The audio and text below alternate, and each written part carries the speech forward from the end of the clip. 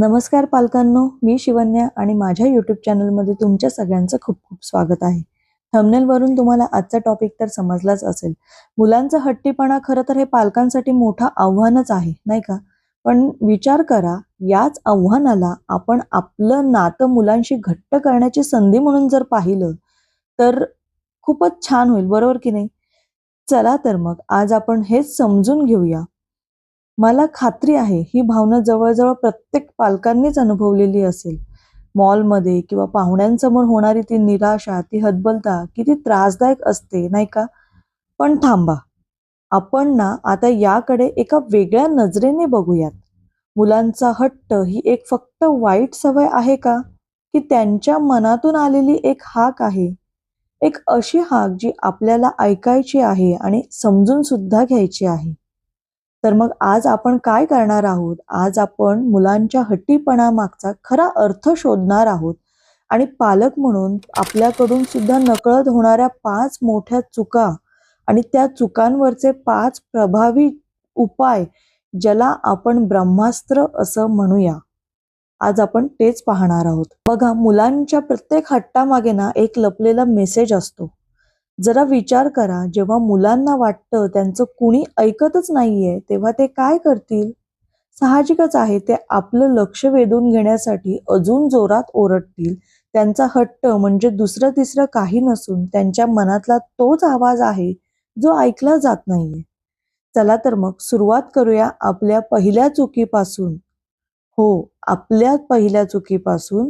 आता ही चूक खूप कॉमन आहे. नकळतपणे आपण मुलांना काय शिकवतो माहितीये का? की जेवढं मोठं नाटक तेवढ्या लवकर तुझी मागणी पूर्ण होईल. आता हे चक्र, हा रिव्हर लूप कसा तयार होतो विचार करा. पहिल्यांदा मूल काहीतरी मागतो. आपण नाही म्हणतो, मूल अजून जोरात रडतो. मग त्याला शांत करण्यासाठी आपण ती वस्तू त्याला लगेच आणून देतो. झालं.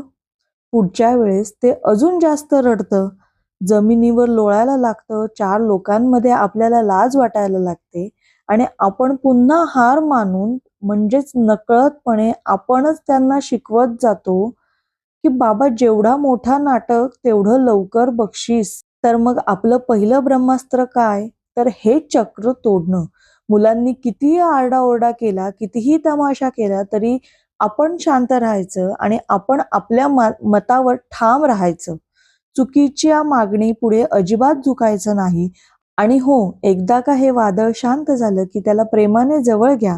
जणू काही झालंच नाही असं वागा. आता वळूया आपल्या दुसऱ्या चुकीकडे, ती म्हणजे हो म्हणणारे पालक. हो, म्हणजे प्रेमापोटी म्हणा किंवा कधी-कधी अपराधी भावनेतून मुलांचे प्रत्येक मागणी पूर्ण करण्याची सवय म्हणा.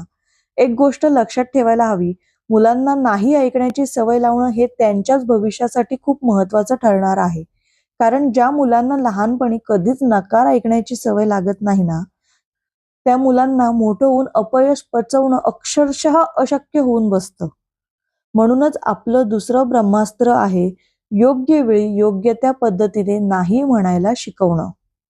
आपण हे लक्षात ठेवायला पाहिजे, की प्रेम म्हणजे महागडी वस्तू देण्यात नाही, तर आपला वेळ देण्यात आहे. तेव्हा आपण मुलांना वेळ देतो आणि त्यांच्या छोट्या-छोट्या गोष्टींचं कौतुक करतो. तेव्हा त्यांचा आत्मविश्वास एवढा वाढतो, की त्यांचं काहीतरी सारखं मागत राहण्याचा जो स्वभाव झालेला असतो, तर तो आपोआप कमी होतो.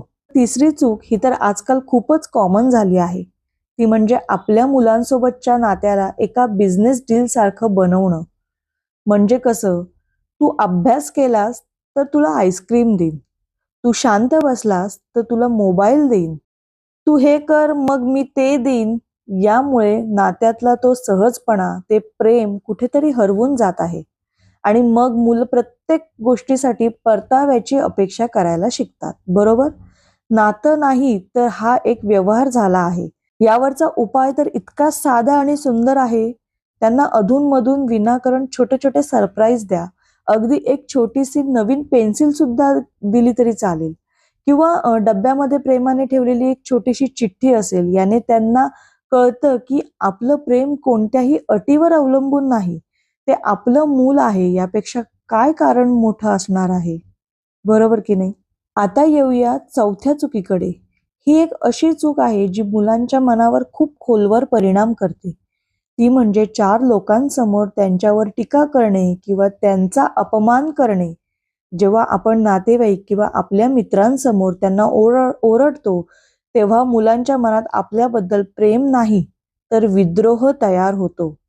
त्यांचा स्वाभिमान दुखावला जातो आणि सगळ्यात महत्त्वाचं म्हणजे त्यांचा आणि आपल्यात एक विश्वासाचा धागा असतो ना, तो कमकुवत होतो. आणि म्हणूनच आपलं चौथं ब्रह्मास्त्र आहे, एकदम सरळ आहे. लोकांमध्ये कौतुक आणि चूक झाली तर एकांतात सुधारणा. जर त्यांच्याकडून काही चूक झाली असेल तर त्यांना एकट्यात बोलवा, प्रेमाने समजवा. बघा, असं केल्याने त्यांचा स्वाभिमानही टिकून राहतो आणि ते आपलं ऐकतील सुद्धा.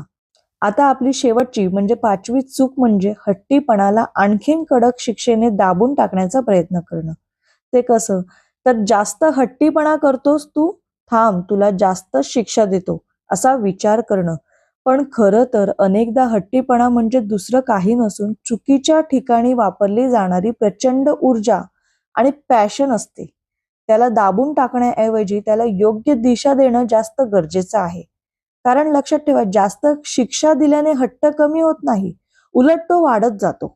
तर आपलं 5वं आणि शेवटचं ब्रह्मास्त्र आहे, त्यांच्या ऊर्जेला शिक्षेने नाही तर आव्हानाने उत्तर द्यायचं आहे. हो, त्यांच्या त्या ऊर्जेला एका सकारात्मक दिशेने वळवायचं आहे.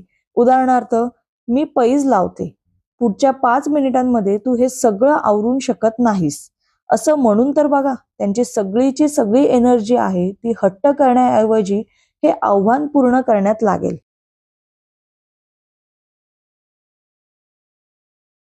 सगळ्याच्या शेवटी एक गोष्ट मात्र नेहमी लक्षात ठेवा, मुलांचा खरा हट्ट कधीच कोणत्या खेळण्यासाठी किंवा वस्तूसाठी नसतो, तर त्यांचा हट्ट असतो तो फक्त आणि फक्त आपल्या वेळेसाठी आणि प्रेमासाठी. या 5 चुकांपैकी अशी कोणती चूक आहे जी तुम्ही अनुभवली आहे किंवा आजूबाजूला सगळ्यात जास्त दिसून येते? मला कमेंटमध्ये नक्की सांगा. हा माहितीपूर्ण आढावा तुम्हाला नक्कीच आवडला असेल तर ज्या पालकांना याची खरंच गरज आहे अशा पालकांपर्यंत हा व्हिडिओ नक्की पोहोचवा आणि तुमचे विचार कमेंटमध्ये मला नक्की सांगा. आणि हो, अशाच माहितीसाठी माझ्या चॅनलला सबस्क्राईब सुद्धा करा. भेटूया पुढच्या व्हिडिओमध्ये. धन्यवाद.